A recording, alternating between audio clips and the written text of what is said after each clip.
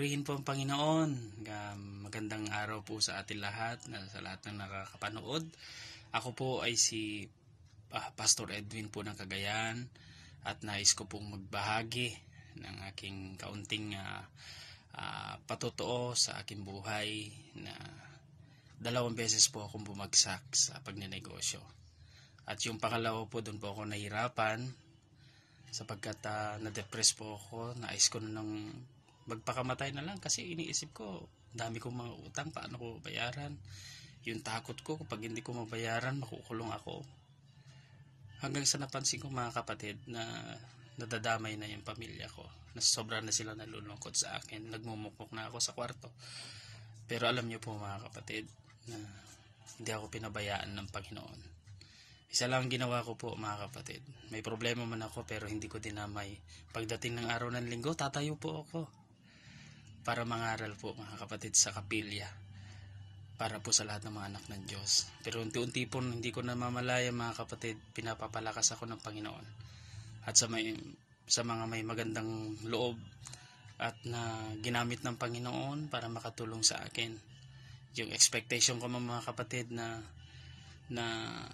tulong mga kapatid na naibigay ng mga kapatid talaga namang hindi ako pinagkaitan ng Panginoon. God bless po sa mga tumulong, lalo na sa 2 kaibigan ko, si Pastor Pablo at saka yung kaibigan kong si Sir Jonathan mga kapatid. At alam niyo po mga kapatid na talagang ang Diyos ay buhay mga kapatid. Hanggang sa dumating ang pandemic, akala ko mas lalong lalala yung sitwasyon ko, na mahirapan ako lalo sa negosyo ko. Pero alam niyo mga kapatid, na sa tingin mo yung sitwasyon pangit, pero doon pala kikilos ang Lord. Doon niya ipapakita yung liwanag, doon niya ipapakita yung kapangyarihan ng Panginoon. Doon niya ibubuhos talaga yung negatibong sitwasyon, pero gagawin niya positibo para sa iyo mga kapatid. Na huwag tayo mawawalan ng pag-asa mga kapatid, at isa lang pagkakatiwalaan natin ang Lord. Hindi po sa tao tayo magtitiwala. Bakit po? Ang tao mga kapatid, yung kapasidad para makatulong sa kapwa ay napakaliit kumpara mga kapatid sa kapasidad ng Diyos na walang hanggan mga kapatid. Maraming salamat po sa mga nanalangin. Isa na si Bishop dyan mga kapatid, na makarecover ako. At salamat. Pagpalain po tayo ng Panginoon. In Jesus' name.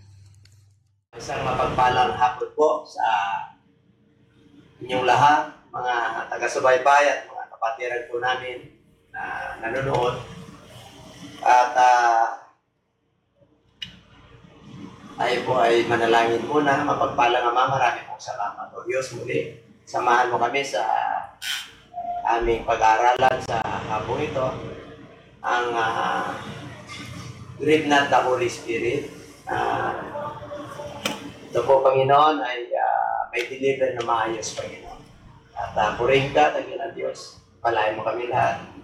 Ito po aming samot dalangin sa pangalan mo, Panginoon Jesus. Amen. The book of Ephesians chapter 4, verse 30 to 31. And do not grieve the Holy Spirit of God, by whom you were sealed for the day of redemption. Let all bitterness, wrath, anger, clamor, and evil speaking be put away from you, with all malice. Ang nais na Diyos na huwag nating pighatiin ang banal na Espiritu. At ito po yung mga dapat nating tanggalin o dapat nating iwasan sa ating mga buhay. At ito yung ating tatalakayin.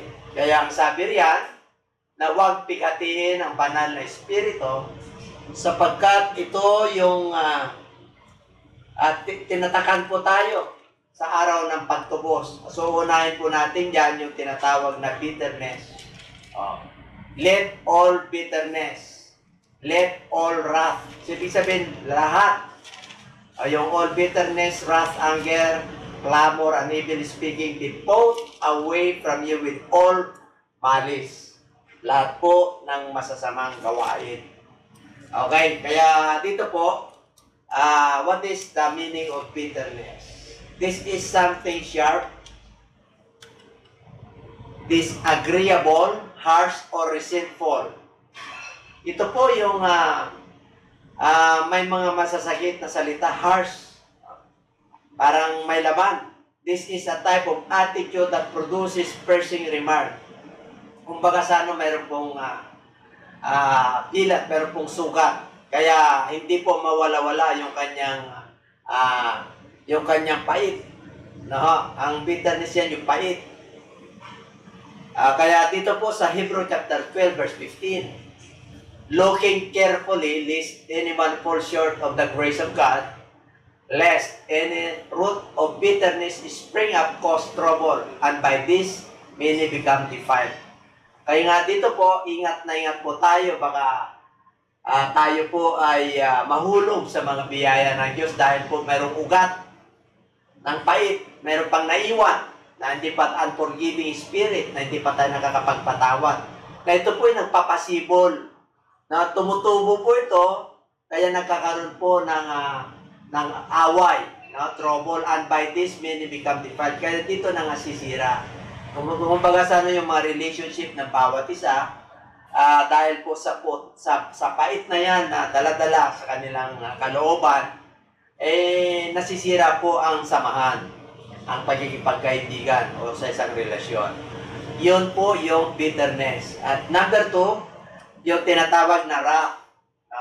Ang wrath, in the book of what's the meaning of wrath? This is a violent anger, a desire to avenge or punish. Ito po ay may dalang paggaganti. Ang wrath po ay puot. Puot po yan. Talagang napupuot. Kailangan kumante, kailangan ilabas niya yung kanyang puot. For the wrath of men worketh not the righteousness of God. Sa James chapter 1 verse 20. Ang puot po ng isang tao ay hindi nagbumuga ng katwiran ng Diyos. Kaya nais ng Lord na yung mga puot po natin ay tanggalin po natin sa ating mga buhay. At number 3, yung tinatawag na anger.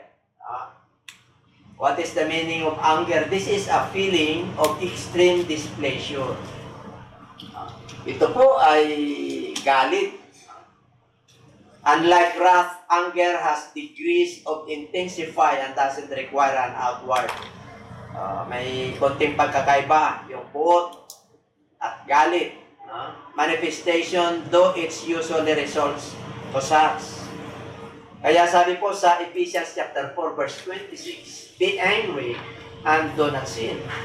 Do not let the sun go down on your wrath. So, ayaw ng Lord na pinapatagal yung ating mga galit. Pwede tayo magalit, pero huwag tayong magkasala.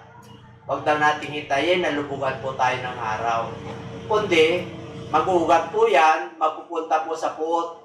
Instead na galit lang, lalong iniipon po natin yung galit na yan at ang magiging resulta po yan. Magkakaroon na siya ng puot at yun ang iniwasan po. Kaya nais ng Lord na yung mga attitude na ito ay maalis po sa isang mananampalataya. Letter D, clamor. What's the meaning of clamor? This is a noisy shouting, outcry, or insistent demand. Yan, sa 431, mayroong clamor po dyan. Clamor. Ito po yung paninirang puri. Clamor. Paninirang puri o pag-aaway.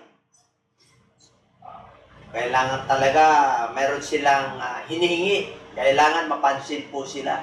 Mga umaalsa po ito. At nais ng Lord na maalis din po ito. Kaya sabi niya sa 4:31 ng Ephesians, let all bitterness, wrath, anger, and clamor. So, nandun po, and evil speaking be put away from you with all malice. Kasi lahat po ito ay masasama. Kaya nais ng Lord na lahat ng kasamaan na yan ay maalis po sa ating puso o sa ating buhay. Kaya lalo na po pagka hindi po nag-ingat, may mga itidiman po tayo o kaya tayo po ay mga nagtatrabaho, umalsa po, nagrarally. Yan. And then later, evil is speaking. Yan. Any evil or negative words coming from an evil heart. Kaya pagka ang heart po ay masama, ay siyempre po, in the abundance of the heart, the mouth is speaker. Kaya nga, pag kinumusta mo isang tao, alam mo pagka may bitterness, alam mo pagka may hinanakit. Kasi paglabas pa lang ng kanyang sasabihin, meron na siyang labag sa kalooban niya. Kaya dito po, maano rin sa sariling pag-uusap o lalabas sa kanyang bibig.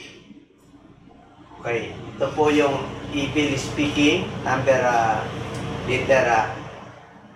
letter E, evil speaking. Kaya mahirap na tayo po ay may masamang heart, saka masamang pag-isip. Ayaw ng Lord ng negative, ang Diyos po natin ay positive. Dahil na tayo po ay nagdaranas minsan ng hindi magagandang bagay na dumarating sa ating mga buhay. Kasi po wala pong exempted po sa mga inevitable things. Yung mga bagay na dumarating sa ating mga buhay na nabibigla po tayo, lalo na yung mga bad things, yung mga bad news, hindi maganda sa atin. Pero kailan tanggapin po natin kasi ganyan ang mangyayari sa atin. Hindi tayo in-expect po natin ay hindi na ganon. No? Nag-expect tayo ng magagandang bagay pero ang dumarating ay hindi magaganda. Kaya ang nais ng Lord kahit na hindi magagandang dumarating yung magagandang balita, hindi ka nais-nais, kailangan yung heart pa rin natin ay cool. Lagyan po natin yan ng, pag nandiyan ang banal na espiritu kasi, ano po yan, pampatibay po o pinuturuan lang tayo ng Lord na maging matibay. Pag may mga bad news, bad reports, negative news, ayaw po ng Lord yan. Okay? So, dito na po tayo sa letter F, yung malice. Malice, this is an active ill will.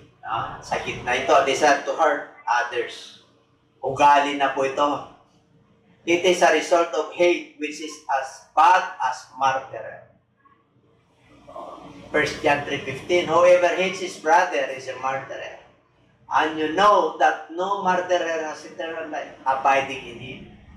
So ayaw po, yung malice po dyan, masasamang isip, masasamang gawa. Ayaw po na magkaroon po tayo ng ganung masamang pag-iisip sa ating kapwa. Kahit na ginagawan po tayo ng mga magagandang bagay, yung isinusukli po natin ay hindi magaganda. Pero pag ikaw ay puspos po at mananampalataya ka, ay titiyakin ko po sa inyo. Maalis po natin yan sa tulong ng ating Panginoon. Lahat po yan, sabi niya, let all. O lahat po ito ay tanggalin natin, bitterness, wrath, anger, clamor, evil speaking, and malice. Anong dapat natin gawin para maalis ito? Yan ang magandang tanong. Kaya ituloy po natin sa Ephesians 4:31. Sabi po ron, let all bitterness, wrath, anger, clamor, and evil speaking be put away from you. With all malice. Lahat ng kasamaan, lahat ng pait, puot, galit, paninira puri, masamang kanyang pagsasalita o iniisip, be put away from you. Sa mga mananampalataya na kadris po yan. Sa mga mananampalataya sa Kristo. Hanggang ngayon, pag mananampalataya kay Kristo, kailan lahat yan. With all malice, lahat ng kasamaan. Kasi ang Diyos po natin ay banal. Kaya lang sabi po rin, ang title po ng ating pinag-aaralan po ngayon sa hapong ito ay Grieve Not the Holy Spirit. Huwag nating pigatiin ang pagkilos ng banal na Espiritu. Kaya nga banal yan Kaya nga tumahan yan sa atin kasi habag ng Diyos yan Kaya yan ang pinakamatinding regalo ng Diyos sa sangkatauhan. yung kanyang banal na espiritu ay pumapasok sa katawan, sisidlan ng tao. Kaya tayo po, sabi ni Apostol Pablo in the book of 1 Corinthians chapter 6 verse 9, did you not know that your body is a temple of the living God? Glorify God in your body. Kaya sabi niya, hindi nyo ba alam na ang iyong katawan ay templo ng Diyos?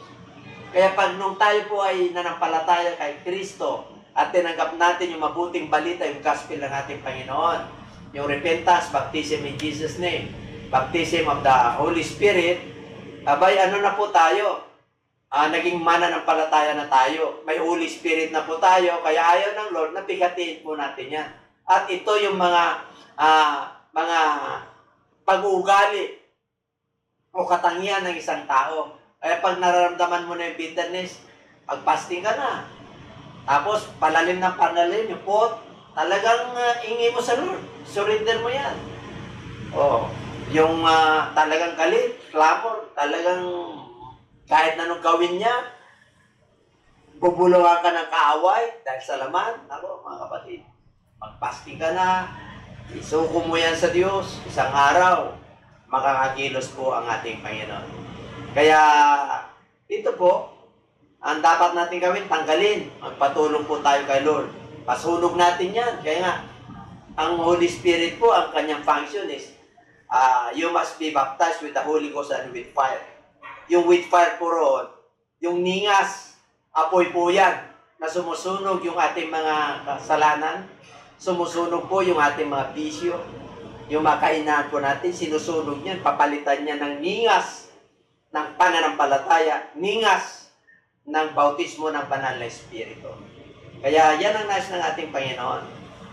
And the book of Ephesians chapter 2 verse 10, for we are His workmanship. Nilikha ng Diyos, created in Christ Jesus for good works. Kaya pag ikaw mananampalataya kay Kristo, ang nilalakaran po natin, mabubuting gawa which God prepared beforehand. Ito po inihanda na ng Diyos doon pa that we should walk in them. Yan ang daraanan natin.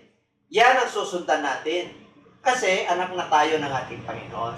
At yun ang sanas ng Lord na yung liwanag na yun ay mananatili. Yung ilaw na yun ay mananatili sa ating buhay. Kaya nga ang Corinthian Church, ang sabi po rin, we are the living epistles. Yung mga mananampalataya na talaga'y pinamumuhay po ng salita ng Diyos at nag-iilaw po sila. Sila po yung walking Bible sa panahon po natin ngayon. Kaya nagtataka yung iba, bakit nagbabago po tayo? Yung dati natin kinagagawin, di na natin pinupuntahan kahit na in-invite po tayo yung ating mga kaibigan at kabarkada noon. Kasi nagliliwanag na po tayo. Bakit? Nilikha tayo ng Diyos Nilikha tayo sa pamagitan ni Kristo para sa magandang gawa. Ito po nakahanda na noon pa. Nais ng Lord na doon po tayo, yun ang direksyon natin, yun ang lalakaran po natin. Sa di book of Psalms 51 verse 10 to 11, ito po yung hamon para maalis po lahat yan. Nais natin na maalis yan sa pamagitan ng pagsunod. Hindi po overnight po yan. Matagal po na proseso yan. Hindi basta-basta na alis po yan, lalo na pagka masakit na. Talagang yung sugat lumalim na. Ay talaga, tapos pilat na po, may naiiwan na. Napakahirap po, pero wag kayong mag-alala. Ang sabi ni King David sa book of Psalms 51 verse 10 to 11, create in me a clean heart, O God, and renew a steadfast spirit within me. Renew a Holy Spirit within me. Ibig sabihin, nagpapalinis siya. Araw-araw, pag kami marurumi, talagang nagugulumihanan siya, nakukonfuse. Talagang si Lord lang po kanyang tinatawag. Create in me a clean heart, O God. Kahit na inaawa na po siya. Alala ko po, nung naglalakad po siya, kinukutya po siya. Sabi niya sa kanyang mata, wag, hayaan mo, baka yan ang para ng Diyos para siya ay mapatawad din. Kasi marami rin po siya pagkukulang sa Diyos at kasalanan. Ganon ang kahambol si David. Ayos niya na yung Spirit ng Lord, lagi niyang maramdaman. Renew. Holy Spirit within me, or steadfast Spirit. Do not cast me away from your presence, O Lord, and do not take your Holy Spirit from me. O ayaw niya ng presensya ng Lord ay maiwalay sa kanya. At huwag kukunin yung kanyang banal na espiritu sa kanya. Alam niyo po, yung iba po, sila naniniwala na pagka may Holy Spirit ka na ay nandun na lagi. Hindi po, ang Holy Spirit po ay umalis. Pag nag-grieve, kaya nga sabi niya, grieve not eh. Huwag pighatiin. Ibig sabihin, huwag mong, yung mga gusto ng Diyos, huwag mong kukontrahin, huwag kang disobedient. Paalis po ang Holy Spirit. O, biblical po yun. Si Saul, umaalis eh. Kahit si David, create in me clean heart and take not thy Holy Spirit from me. O, sa aklat ng buhay, o, yung diary ng ating Panginoon, binuburay. Yung mga sumusuway. Kaya hindi po totoo yung always save. Pag nagkasala ka, pag nagkamali ka, palalahanan ka ng ating Panginoon. Kasi pinapalo ng Lord yung kanyang mga anak. Pinapalalahanan niya po sila. At hindi pwede na pag nagkamali at nagkakasala, dala-dala pa rin niya yung Holy Spirit. Hindi po gano'n ang ating Panginoon. Hindi natin pwedeng lukuhin ang ating Diyos sapagkat siya ay banal. Hindi pwedeng nagkakasala tapos dala-dala niya Holy Spirit. Wala po sa Bible po yun. Okay, masaktan, totoo po yun. Sana sinabi na ng ating Panginoon na masigit ang pagpasok sa buhay na wala hanggan. Narrow is the way. Hindi lahat ng tumatawag sa Kanya. Ang Panginoon, Panginoon. Kaya sabi niya, layas, di ko kayo kilala. Bakit? Gumagawa kayo ng katampalasanan, may kasalanan eh. Si Jesus Christ po nagsabi noon. Kaya dito po, sana po, naunawaan po natin, may nakuha tayong aral. At maganda po ito, bago man lang mag-year end po, sa susunod na aking tatalakayin po, baka yung spiritual gift, lulubin ng Lord next week po. At bago mag-2021 po, merong isang magandang mensahe para magamit po tayo ng ating Panginoon. Muli, magpalain po tayong lahat, magpasalamat tayo sa Diyos. Pagpalang Ama, marami pong salamat sa aming tinalakay, yung huwag bigatiin ng Banal na Espiritu. Muli, salamat o Diyos sa aming mga natutunan sa gabing ito, yung buot, galit, at yung maklamo, readily speaking, yung mga kasamaan. Ito po, tulungan mo kami na maalis po ito sa aming mga buhay.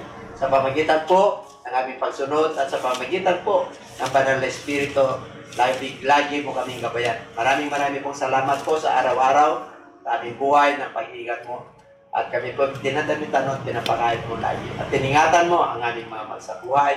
At higit sa lahat, salamat po sa buhay na iyong binigay sa bawat isa. Salamat po sa buhay na walang hanggan. We praise you and we thank you in Jesus' name. Amen.